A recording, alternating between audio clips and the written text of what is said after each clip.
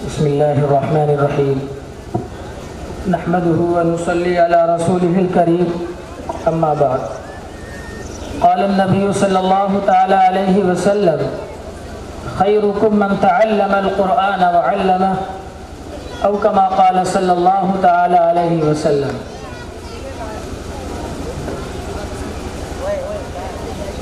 معزز حاضرین اور اسٹیج پر رونق افروز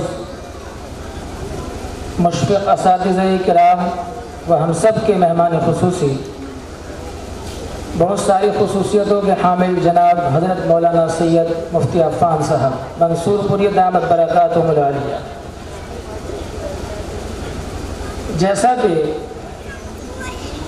کئی مرتبہ یہ بات ہم سب کے سامنے آ چکی ہے کہ آج کا یہ پروگرام قرآن کریم کی نسبت پر منعقد کیا گیا ہے، اور جو چیز نسبت قرآن کے ساتھ متصف ہو جائے، جس چیز کی نسبت قرآن کریم کے ساتھ جڑ جائے، اس کا مقام اعلیٰ اور بلند ہو جاتا ہے۔ ہم سب کے بڑے جمعیت علماء ہند کے اولین ذمہ دار حضرت مولانا محمود حسن دیوبندی رحمۃ اللہ علیہ، جن کو شیخ الہند کے لقب سے نام سے یاد کیا جاتا ہے، میں بس ان کی ایک فکر بیان کر کے اپنی جگہ لوں گا۔ جب حضرت مالٹا کی جیل سے واپس تشریف لائے تو واپس آنے کے بعد انہوں نے ذمہ داران کی ایک میٹنگ بلائی، اور ذمہ داران کی میٹنگ بلانے کے بعد سب کے سامنے ایک بات کہی کہ آج مسلمانوں کی زبوں-حالی، پریشانی، مشکلات کی وجہیں مالٹا کی جیل میں رہ کر کے جو میں نے سمجھی ہیں، وہ میں آپ کے سامنے بتانا چاہتا ہوں، عرض کرنا چاہتا ہوں۔ سب لوگ متوجہ ہو گئے، اتنی بڑی شخصیت مالٹا کی جیل سے واپس آئے ہیں تو کیا سمجھ کے آئے ہیں، کیا بات بیان کرنا چاہتے ہیں؟ حضرت نے فرمایا کہ آج جو مسلمانوں کی مشکلات کی اصل وجہ ہیں، ان وجوہات میں دو وجہیں سب سے بڑی وجہ ہیں۔ پہلی وجہ مسلمانوں کا آپس کا اختلاف، اور دوسری وجہ مسلمانوں کی قرآن کریم سے بے رغبتی اور دوری۔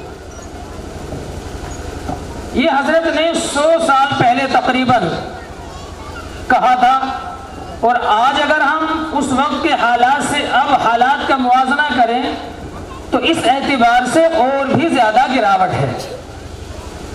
اگر ہم آپس کے اختلاف کی بات کریں تو برادریوں کے نام پر، قوموں کے نام پر، مدرسوں اسکولوں کے نام پر، تنظیموں کے نام پر، خاندانوں کے نام پر کس طریقے سے ہمارا بکھراؤ ہو گیا ہے، اس بات سے ہم بخوبی واقف ہیں۔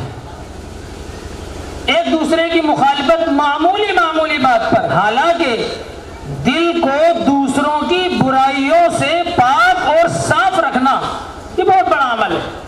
اللہ کے نبی صلی اللہ تعالی علیہ وسلم مسجد نبوی میں تشریف فرما ہے، آپ صلی اللہ علیہ وسلم نے فرمایا دیکھو ابھی ایک صحابی آئیں گے اور وہ جنتی ہیں۔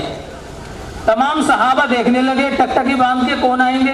تو دیکھا ایک صحابی سیدھے سادے سے کپڑے پہنے ہوئے اور وضو کے قطرے ان کے اعضاء سے ٹپک رہے اور ہاتھ میں ایک جوتی لیے ہوئے ہیں۔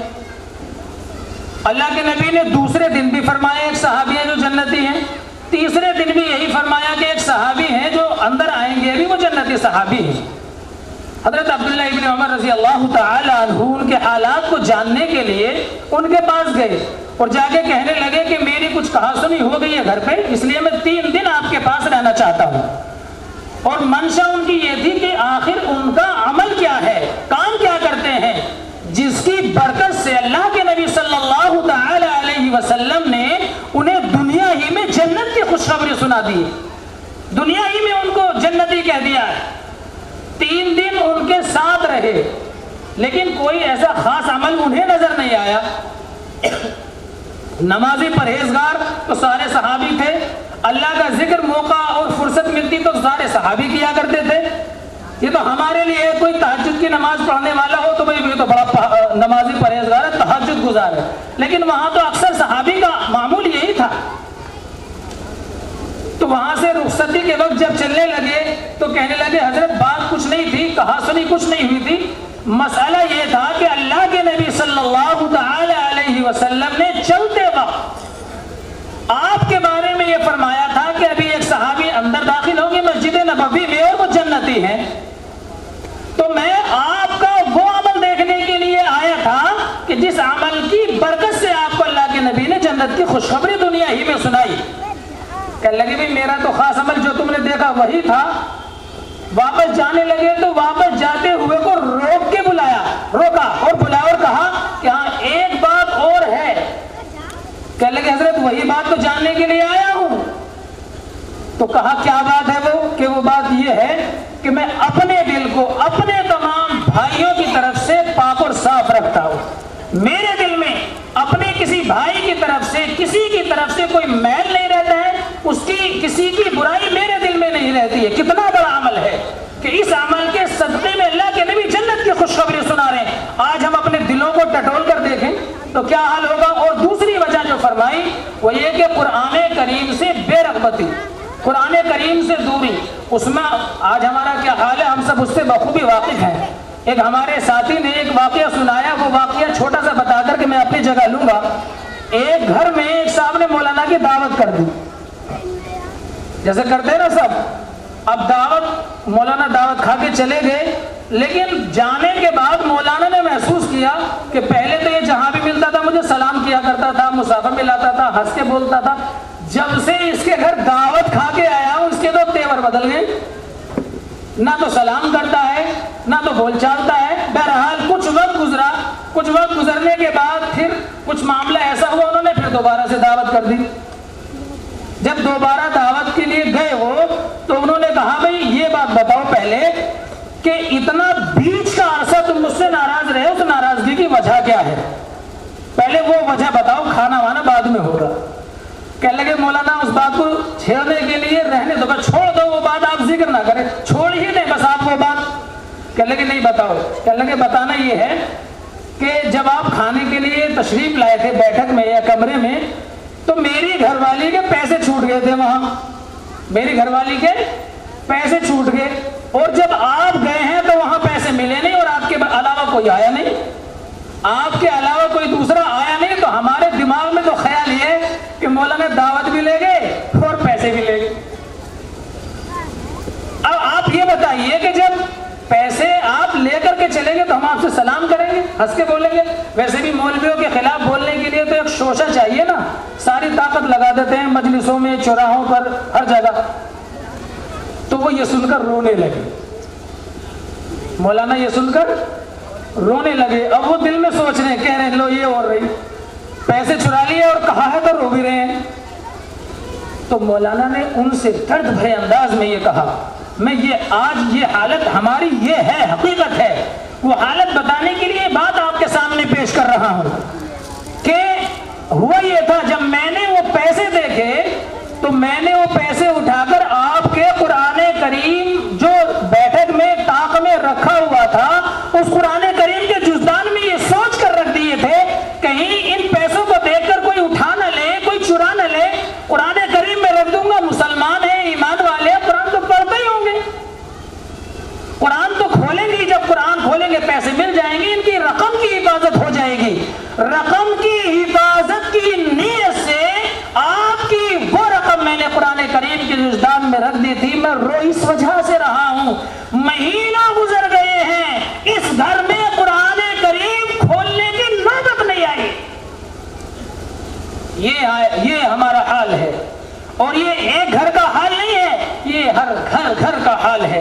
ماشاءاللہ بڑی خوشی کی بات ہے, سعادت کی بات ہے کہ آج اس سرزمین سے ہمارے اکابرین نے, شیخ الہند رحمۃ اللہ علیہ کا میں نے نام لیا, ان کی کوشش تھی اور دیگر اکابرین کی کوشش آج کے دور میں یہ ہے کہ ایک ہاتھ میں کمپیوٹر ہو بچے کے اور دوسرے ہاتھ میں قرآن ہو.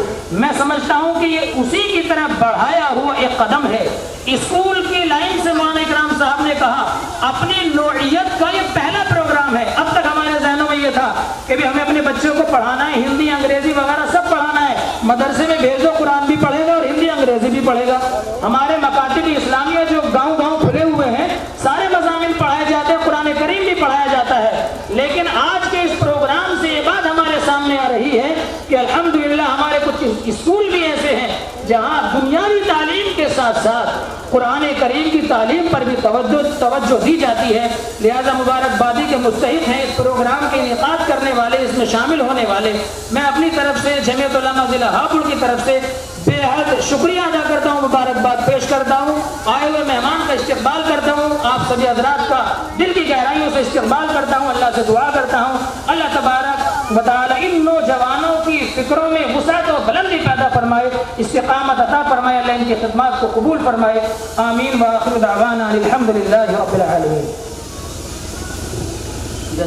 کریم جو بیٹھک میں طاق میں رکھا ہوا تھا اس قرآن کریم کے جزدان میں یہ سوچ کر رکھ دیے تھے کہیں ان پیسوں کو دیکھ کر کوئی اٹھا نہ لے، کوئی چرا نہ لے، قرآن کریم میں رکھ دوں گا، مسلمان ہیں، ایمان والے ہیں، قرآن تو پڑھتے ہی ہوں گے، قرآن تو کھولیں گے، جب قرآن کھولیں گے پیسے مل جائیں گے، ان کی رقم کی حفاظت ہو جائے گی۔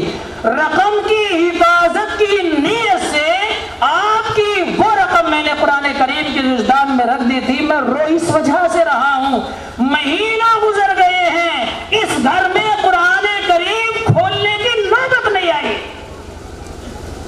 یہ ہمارا حال ہے، اور یہ ایک گھر کا حال نہیں ہے، یہ ہر گھر کا حال ہے۔ ماشاءاللہ بڑی خوشی کی بات ہے، سعادت کی بات ہے کہ آج اس سرزمین سے ہمارے اکابرین نے، شیخ الہند رحمۃ اللہ علیہ کا میں نے نام لیا، ان کی کوشش تھی اور دیگر اکابرین کی کوشش آج کے دور میں یہ ہے کہ ایک ہاتھ میں کمپیوٹر ہو بچے کے اور دوسرے ہاتھ میں قرآن ہو۔ میں سمجھتا ہوں کہ یہ اسی کی طرف بڑھایا ہوا ایک قدم ہے۔ اسکول کی لائن سے مولانا اکرام صاحب نے کہا اپنی نوعیت کا یہ پہلا پروگرام ہے۔ اب تک ہمارے ذہنوں میں یہ تھا کہ بھی ہمیں اپنے بچوں کو پڑھانا ہے، ہندی انگریزی وغیرہ سب پڑھانا ہے، مدرسے میں بھیجو، قرآن بھی پڑھے گا اور ہندی انگریزی بھی پڑھے گا۔